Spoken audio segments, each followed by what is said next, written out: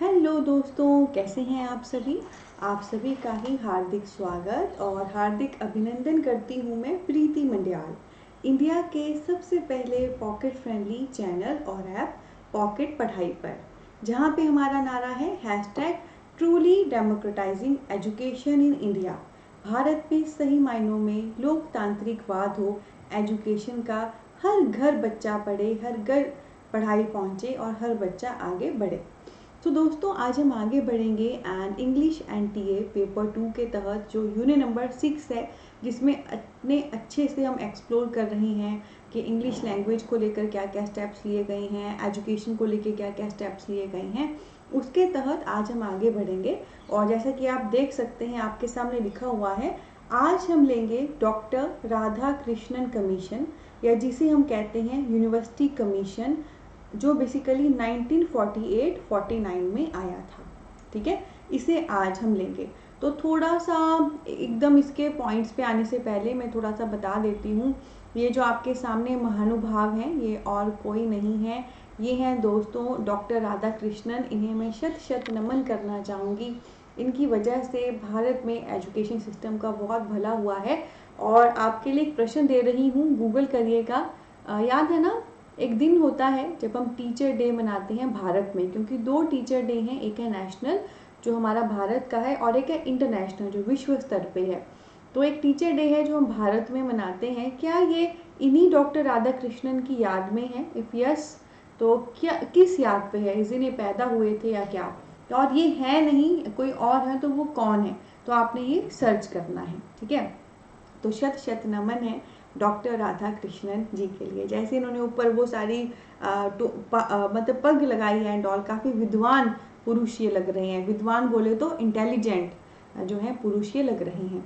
सो दोस्तों, राधा कृष्णन कमीशन कहूँ या यूनिवर्सिटी कमीशन कहूँ अपना 1948-49 का, तो जैसे मैंने पीछे भी आपको यूनिवर्सिटी कमीशन कराए हैं, 1902 में आया था, 1904 में आया था।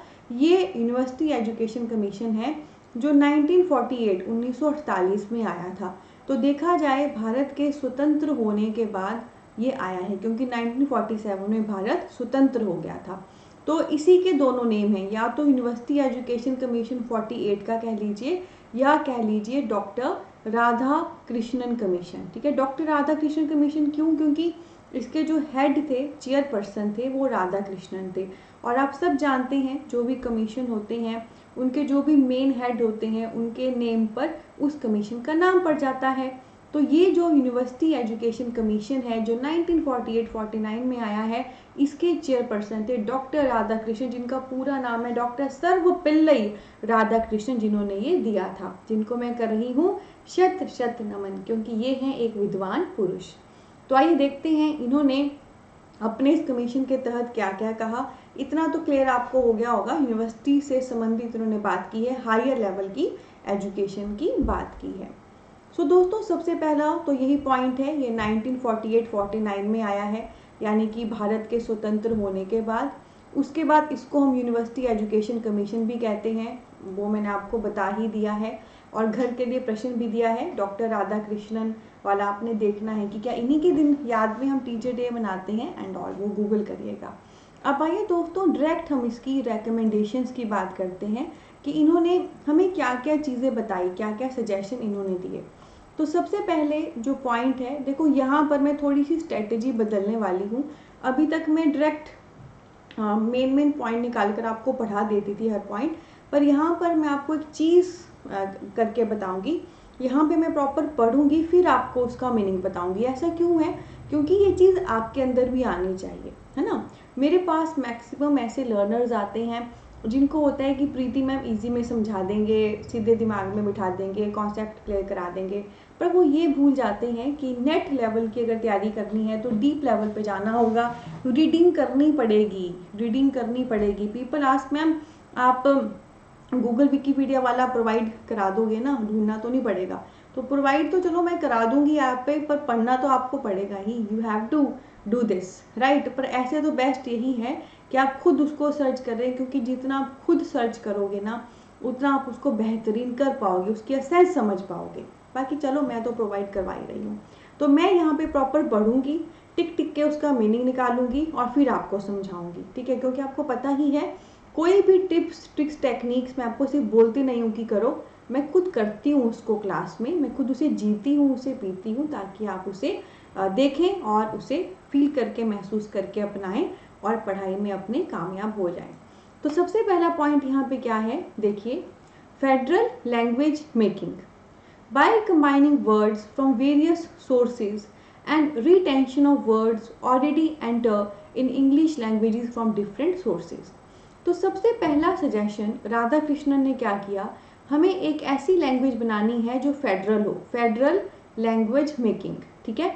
और ये फेडरल लैंग्वेज कैसे बनेगी, इसमें जो ऑलरेडी हमारी भारतीय लैंग्वेज में जो ऑलरेडी वर्ड्स हैं उनको भी हम लेंगे, और जो भी कोई और भाषाएं हैं, कोई और सोर्सेज हैं, वहाँ से जो वर्ड्स आ गए हैं उनको भी लेंगे। मतलब we will combine both, we will combine both, जो ऑलरेडी भारतीय भाषाओं के सोर्सेज से लिए गए शब्द हैं उनको हम जोड़ देंगे। जो बाहर से कोई फेडरल सिस्टम अगर हमारे पास अगर कोई बाहर से कोई फेडरल का कहने का मतलब है बाहर से कोई लैंग्वेज आ रही है, वहाँ से कोई शब्द आ रहा है, उसको हम जोड़ देंगे। यहाँ पे एक बात मैं आपको कहना चाहूँगी कि राधा कृष्णन को ऐसा क्यों लगा कि क्यों हमें भारत के भी वर्ड्स रखने हैं और बाहर से भी वर्ड्स हमें जोड़ने हैं। तो उसके पीछे दोस्तों रीज़न क्या है, जैसे 1947 में भारत आज़ाद हो गया है, ठीक उससे पहले एक बहुत बड़ा दौर है जब भारत अंग्रेज़ों के अंडर है। तो अंग्रेज़ों से भी तो कितनी सारी वर्ड्स वोकेबलरी आई ना भारत में, जो यहाँ पे आके रही, क्योंकि इतने समय तक अंग्रेज यहाँ पे रहे हैं, उनकी वोकेबलरी आई एंड उनका प्रभाव हमारे भारत पे पड़ा, वो भाषा के वर्ड्स हमारी डेली रूटीन में आने लगे। तो बनता है, ये फ़र्ज़ बनता है कि जो बाहर से शब्द आए हैं और डेली यूज़ हो रहे हैं, अब हम उनको अडॉप्ट कर लें, हम उनको वो रूप दे दें और अपनी लैंग्वेज के साथ उसे जोड़ दें, ठीक है। सो फेडरल लैंग्वेज का मतलब है combination of our language and the words coming from outside. जो भी बाहर से वर्ड्स आ रहे हैं उनको हम एक्सेप्ट कर रहे हैं अपने वर्ड्स के साथ, that is federal. Federal means combination of our own and the things which are coming from outside। Done, ठीक है, दोनों का मिक्सचर। और क्यों करना है वो भी मैंने आपको बता दिया। एक चीज़ जब कोई काफ़ी समय तक रह जाती है ना, तो फिर हमारी वो ड्यूटी बनती है कि हम उसको वो लेवल दें। उसके बाद दोस्तों नेक्स्ट उन्होंने क्या कहा, technical and scientific terminology adoption. मतलब ऐसे टर्म्स, ऐसी वोकेबलरी को एडॉप्ट करना, अपनाना जो टेक्निकल भी है और जो साइंटिफिक भी है, ठीक है। तो कहने का मतलब क्या है, ये मुद्दा ना पहले भी बहुत बार उठाया गया कि हमारी इंडियन जो लैंग्वेज है, जो हमारे भारत की लैंग्वेज है, उसमें टेक्निकल या साइंटिफिक वर्ड्स नहीं है। मतलब जब कभी कोई टेक्निकल पॉइंट ऑफ व्यू से बात आती है, मान लो मैकेनिकल इंजीनियरिंग की बात करनी है, साइंस की बात करनी है, तो वर्ड्स इतने अच्छे नहीं है, वोकैब इतने अच्छे नहीं है, प्रभावशाली नहीं है। तो सेकंड इन्होंने क्या कहा, जो भी टेक्निकल टर्म्स हैं, साइंटिफिक टर्म्स हैं, वैज्ञानिक टर्म्स हैं, उनको अडॉप्ट करो, क्योंकि इससे हमें हेल्प होगी नेशनल लेवल पे भी और बाहर इंटरनेशनल लेवल पे भी। अगर ऐसी वोकेबलरी हमारे पास है, हमारे बच्चे पढ़ रहे हैं, जान रहे हैं, तो it will be good for our survival on our own country, in our own country and on the international level, ठीक है। तो कुडोज है इसके लिए भी, गुड पॉइंट, ठीक है। उसके बाद थर्ड पॉइंट इन्होंने क्या दिया, देखिए, replace English by an Indian language as a medium of instruction for higher education, but it cannot be Sanskrit due to being a difficult one। तो इन्होंने कहा इंग्लिश को रिप्लेस कर दो इंडियन लैंग्वेज से मीडियम के तौर पे हायर एजुकेशन के लिए, यानी कि जो भी हायर लेवल पे पढ़ रहे हैं, यूनिवर्सिटी लेवल पे बच्चे पढ़ रहे हैं, उनको उनकी जो ऑलरेडी इंडियन लैंग्वेज चल रही है उसको आप कंटिन्यू ना करें, बल्कि उनकी जगह आप कंटिन्यू करें इंग्लिश को, उससे रिप्लेस कर दो। और एक बात तो पक्की कह दी कि संस्कृत तो किसी भी लेवल पे होनी ही नहीं चाहिए, क्योंकि संस्कृत बहुत ही डिफिकल्ट है, ठीक है। संस्कृत को आज हम भूल ही चुके हैं या वो जा ही चुकी है। उसका एक बहुत बड़ा रीज़न है कि संस्कृत हम टफ मानते हैं, हालांकि जो मैक्सिमम लैंग्वेजेस हैं दोस्तों वो संस्कृत से ही निकली है। इट इज़ अ जननी, ये मात्र जो है माँ है ये सभी भाषाओं की, ठीक है।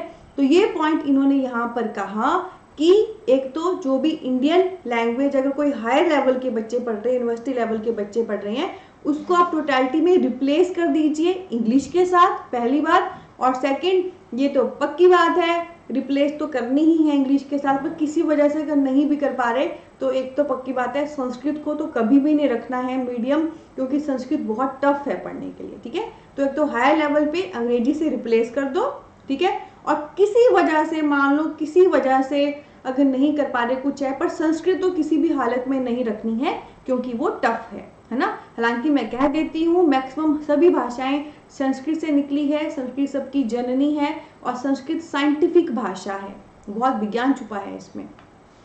उसके बाद दोस्तों नेक्स्ट इन्होंने क्या कहा, students of higher secondary and university level should be capable in 3 languages, regional, federal and English. तो इन्होंने कहा जो भी हायर सेकेंडरी या यूनिवर्सिटी लेवल के बच्चे हैं, जो भी स्टूडेंट हैं, उनको 3 तरह की लैंग्वेज आनी चाहिए, रीजनल भी, फेडरल भी और इंग्लिश भी, ठीक है। यानी कि सेकेंडरी, हायर और यूनिवर्सिटी का मतलब है जो बड़ी क्लास के बच्चे हैं।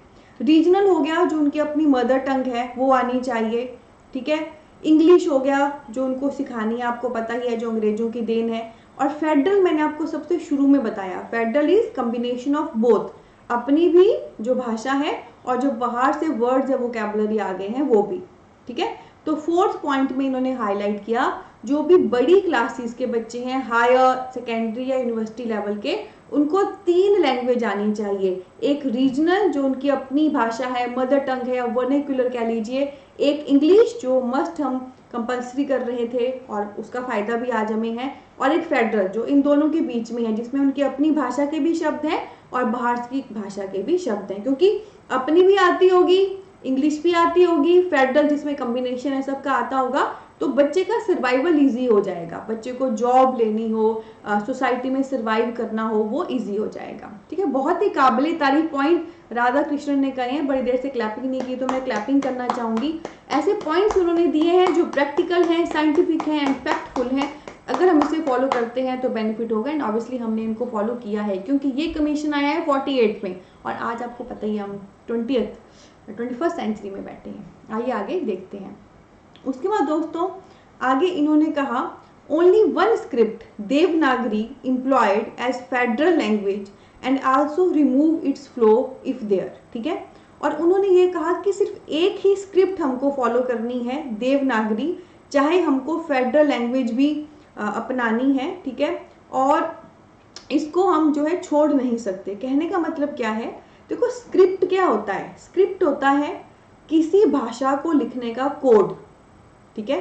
स्क्रिप्ट होता है किसी भाषा को लिखने का कोड, तो वो हमने देवनागरी ही रखना है। अब कोड का मतलब क्या है, जैसे मैं कहूँ अ, तो आपको पता है I will like this a, ये भाषा के लिए जो हम शब्द यूज करते हैं, जो हम कोडिंग यूज करते हैं, अ के लिए ऐसे होगा, आ के लिए ऐसे होगा, इट इज कॉल्ड स्क्रिप्ट, ठीक है। जो भी लैंग्वेज है, जो भी भाषा है, उसको रिप्रेजेंट करने का जो मोड है दैट इज स्क्रिप्ट। और हमारी हिंदी भाषा जिस कोड में लिखी जाती है उसे हम कहते हैं देवनागरी। क्या कहते हैं, देवनागरी। तो 5th पॉइंट इन्होंने कहा आप चाहे फेडरल लैंग्वेज अपनाओ जिसमें मिक्सचर है दोनों भाषाओं का, चाहे अपनी अपनाओ चाहे बाहर की बात करो, आपने जो लिखने के कोड्स रखने हैं, जो स्क्रिप्ट रखनी है, that should be only Devanagari. आपकी स्क्रिप्ट सिर्फ देवनागरी होनी चाहिए। अगेन आई वांट टू से, स्क्रिप्ट को हिंदी में कहते हैं लिपि, जिसका मतलब है जब आप कोई चीज लिख रहे हो तो क्या चीज, क्या अल्फाबेट एंड ऑल उसके लिए यूज कर रहे हो, ठीक है। और हिंदी भाषा जिसमें लिखी जाती है उस लिपि को, उस स्क्रिप्ट को हम कहते हैं देवनागरी। ओके, तो इसने क्या कहा, इसने कह डाला और लाई बना ली झिंगा लाला कि आप अपनी भाषा अपनाओ चाहे फेडरल अपनाओ, you have to use only and 1 script that is Devanagari, आपने उसी को यूज करना है। उसके बाद दोस्तों नेक्स्ट इन्होंने क्या कहा, study of English at high school and university to being in touch with living stream of ever growing knowledge. और ये भी उन्होंने कहा कि जब कभी हाई स्कूल के बच्चे हैं, यूनिवर्सिटी स्कूल के बच्चे हैं, उनको इंग्लिश जरूर सिखाई जाए ताकि उनकी ज़िंदगी में, उनकी लिविंग में हेल्प हो और उनके नॉलेज के ग्रो करने में हेल्प हो। मतलब ना राधा कृष्ण बहुत अच्छे से समझ चुके थे कि इंग्लिश भाषा आनी बहुत ही ज़रूरी है, इंग्लिश भाषा का बहुत ही महत्व है, हम इसको निगलेक्ट नहीं कर सकते हैं। Day to day living life में we need it and to grow our knowledge we need it. तो इंग्लिश को जरूर बताया जाए, पढ़ाया जाए। तो दोस्तों ये है राधा कृष्णन कमीशन या इंडियन यूनिवर्सिटी कमीशन 1948। और आप ध्यान से देख सकते हैं यहाँ पर जो सारी खास बातें हैं वो हायर लेवल की एजुकेशन एंड उसकी लैंग्वेज को लेकर की गई हैं। ध्यान रखें ये एक एक पॉइंट एमसीक्यू है, इंडिविजुअल भी आ सकता है, कंबाइंड लेवल पे भी, और 2 से ज़्यादा कमीशन के पॉइंट्स भी कंबाइंड लेवल पे आपसे पूछे जा सकते हैं। और ये चीज़ आपको पेपर 1 में भी हेल्प करेगी, एनटीए पेपर 1 में। ठीक है, अब दोस्तों क्या आप ऐसे ही पढ़ना चाहते हैं कंप्लीट? उससे पहले एक और सेंटेंस मैं बोलना भूल गई। अगर ये पूरा लेक्चर आपको अच्छा लगा, दिल से पढ़ाया, आपके दिल तक पहुंचा, तो जल्दी से वीडियो को लाइक कर दीजिए, हमारे चैनल को सब्सक्राइब कर लीजिए। इंडिया का सबसे पहला पॉकेट फ्रेंडली चैनल रहा है पॉकेट पढ़ाई। और क्या आप ऐसे ही कंप्लीट इंग्लिश एनटीए पेपर 2 की तैयारी करना चाहते हैं? तो आपके लिए गुड न्यूज़ है दोस्तों, अभी आज ही आप इंडिया का सबसे पहला पॉकेट फ्रेंडली ऐप पॉकेट पढ़ाई डाउनलोड करिए। जो लिंक है ऐप का नीचे डिस्क्रिप्शन में दिया गया है। यहाँ पे complete full flashed course English NTA paper 2 आने वाले एग्जाम के लिए लॉन्च हो चुका है, जो एक कोर्स नहीं है बल्कि ढेर सारे कोर्सेज का बंडल है। आम के आम गुठलियों के दाम। कोर्स का प्राइस है दोस्तों मात्र 2499, जिसके लिए इजी, बहुत ही इजी लेवल के इंस्टॉलमेंट 833 पर मंथ भी रखी गई हैं।